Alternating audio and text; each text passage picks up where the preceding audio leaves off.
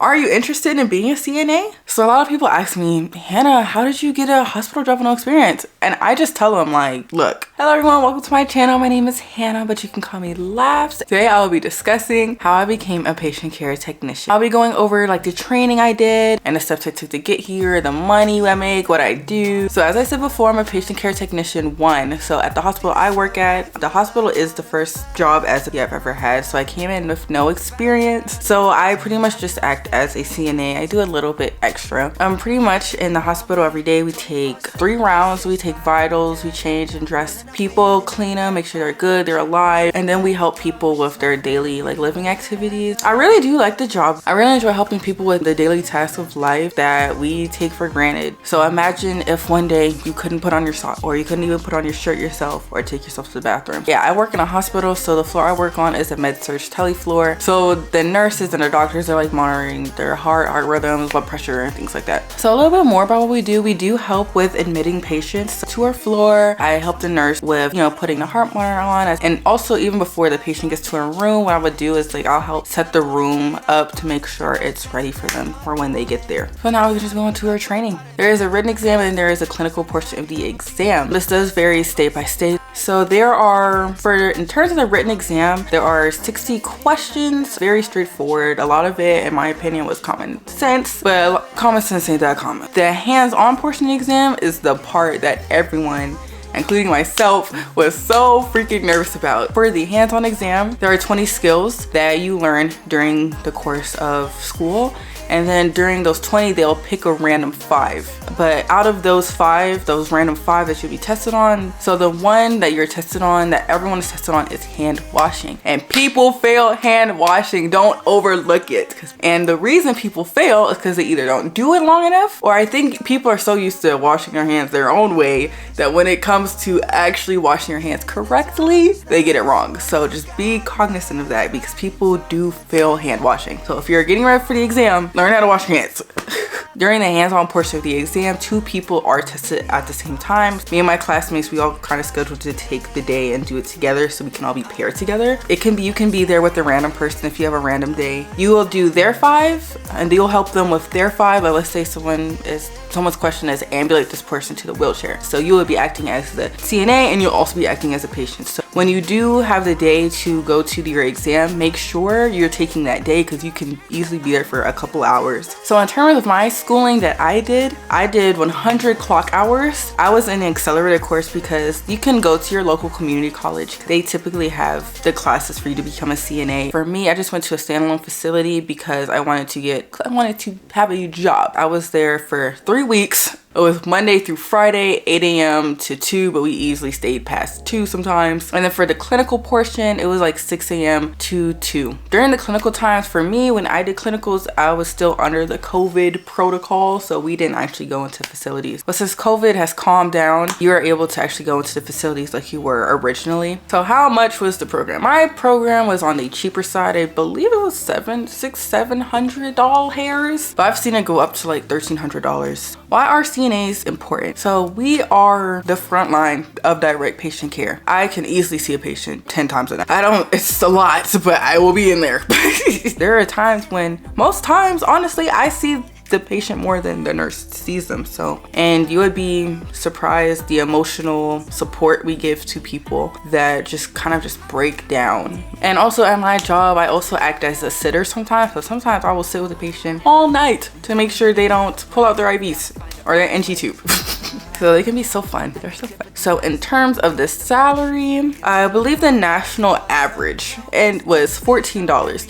And you know what's so crazy? When I was looking, because I didn't know what the national average was, so I was looking at, what was I typing? I was typing in, what is a CNA, or like, why are CNAs, something like that. And then the first thing that popped up were, why are CNAs underpaid? I was like, wow, look how that works. 10 times out of 10, you're not gonna be big balling unless you do like a travel, like contracts and stuff. But people usually, if you're a regular person, you're not doing that. You're just keep your expectations.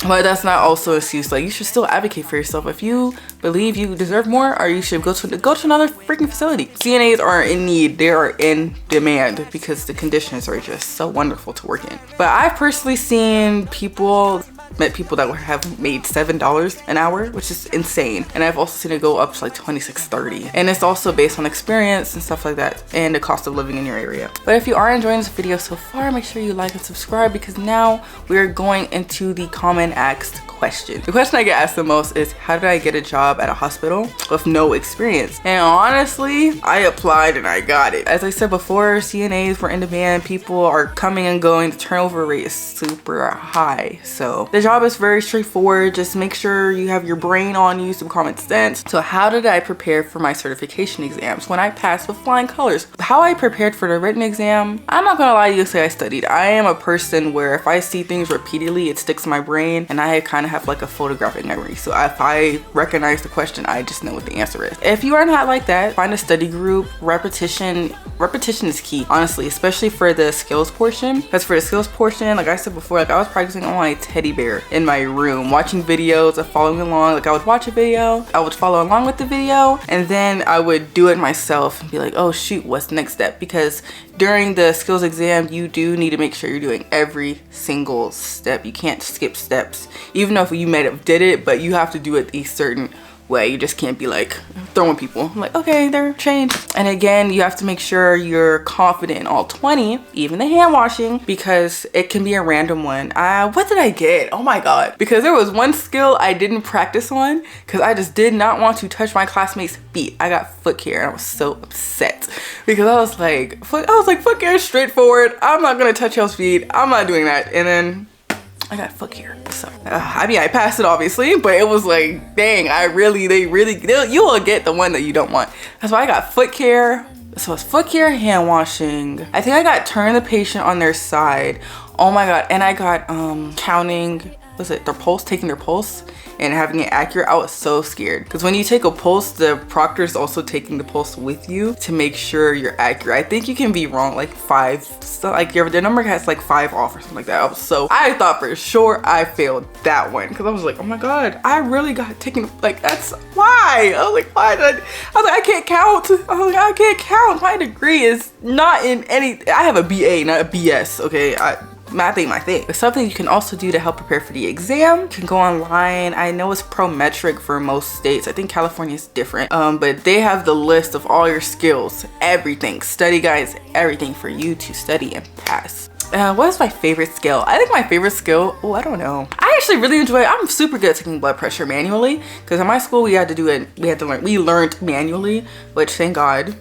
I feel like if you are CNA, nurse, whoever, like if you're working with patients' health, you need to be knowing how to do a manual blood pressure because when those machines go down, and you need to be able to take the person's blood pressure.